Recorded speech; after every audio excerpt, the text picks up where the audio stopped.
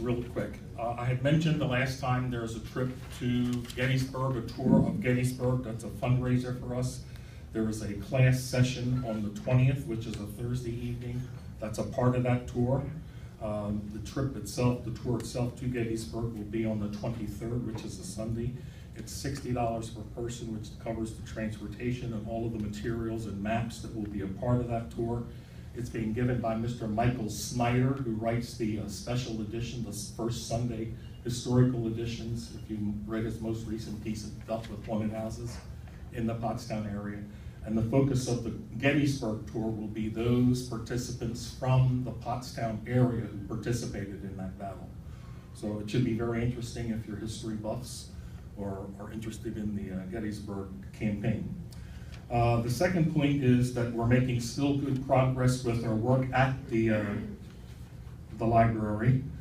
We've managed to be on time with the work that's being done. Things are being framed out now on the inside. The wiring's being completed.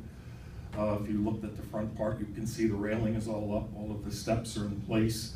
We didn't have any problems with that. That was the problematic portion of the work that we were anticipating on the outside, but all of that seems to be coming together. And barring any additional problems or complications, we're anticipating that we should be able to complete things by mid-December this year. Our hope was that we would get things done by the end of the year. It looks like that may, in fact, happen if we're still on the same track. The last thing is, and there will be some kind of open house. We're talking about some kind of open house planning, and I'll give you more details about that once we know what those details will be for looking at the finished work. The last thing we'll deal with is the funding for the library. Library funding is complicated. I'd like to try to simplify it as best I can by saying that there are 18 standards that have to be met for most libraries to operate and meet the minimum requirements that have been set by the state.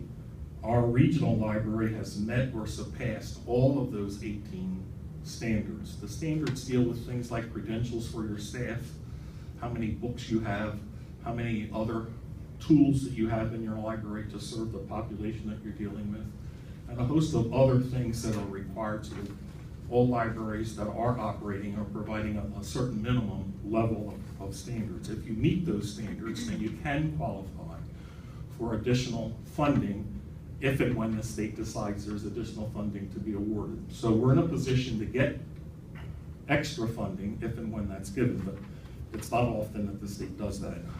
On the reverse side, the funding formula is geared so that you do not put less money into your budget as you move forward. In fact, the local effort portion of this whole funding scheme is a carrot stick kind of thing. You could look at it as being a penalty if you don't continue to spend what you have always spent, or a penalty if you cut the amount of money that you spend from one year to the next.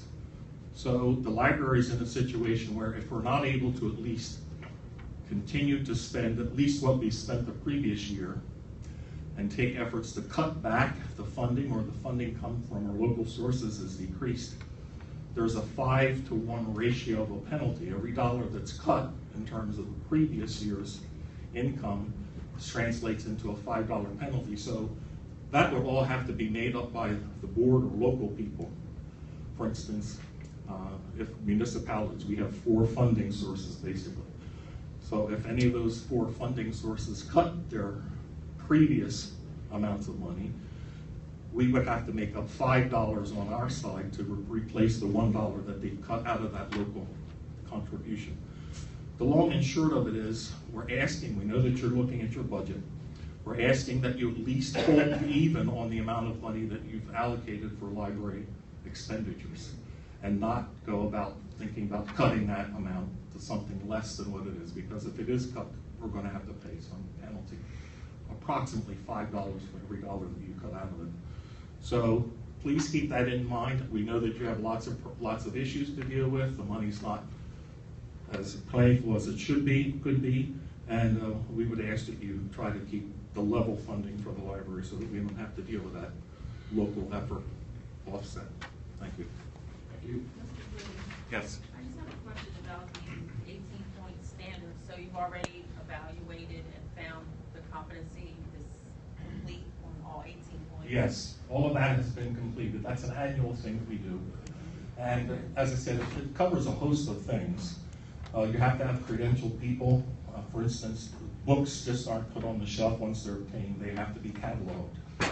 Catalogers require certain certification. You have to be trained to do that. You don't put the books on the shelf as soon as they come from the box and put them on the shelf. You have to process them. So you need qualified staff. You need certain standards about the physical plant.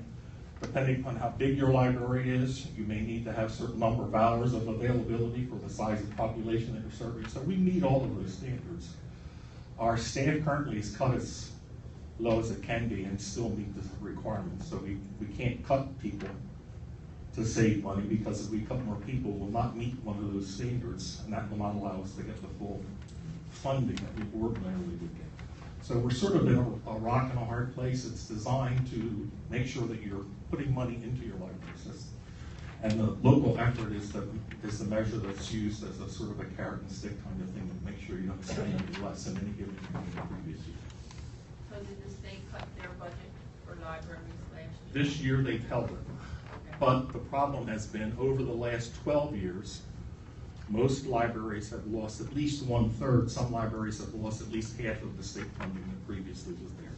So we have constantly been, we've been constantly making up for those shortfalls on the state side by local effort. Folks like yourself have chosen not to cut your library expenditures. But in some municipalities, that's what they do. They don't have a choice, and the libraries have to take the cuts along with other segments of the budget for the municipalities that are trying to get their books in order. It's not easy, but when that happens, there's a multiplier for us who have to try to make that money up, either through fundraising or some other source, if it's not coming from the municipality. And you have a collateral arrangement with the Montgomery County Community College for loaning books? Yes, there are several systems for loaning books, but we do cooperate with most systems. Most libraries in the state, including the public schools, use a centralized lending system. There's no share funding? No, funding no.